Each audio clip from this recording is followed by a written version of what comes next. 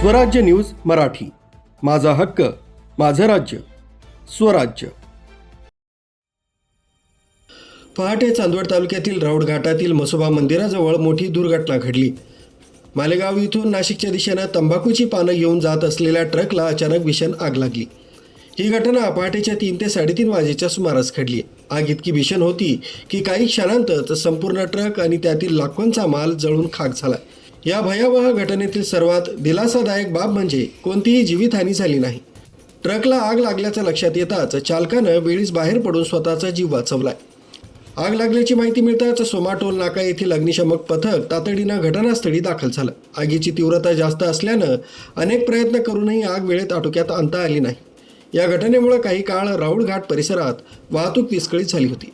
Police आणि स्थानिक प्रशासनानं तातडीनं घटनास्थळी धाव घेऊन वाहतूक सुरळीत करण्याचे प्रयत्न केले। ट्रकला आग लागल्याचं नेमकं कारण अद्याप समजू शकलेलं नाहीये। पोलीस पुढील तपास करीत आहेत। न्यूज ब्युरो, स्वराज्य न्यूज मराठी, चांदवड।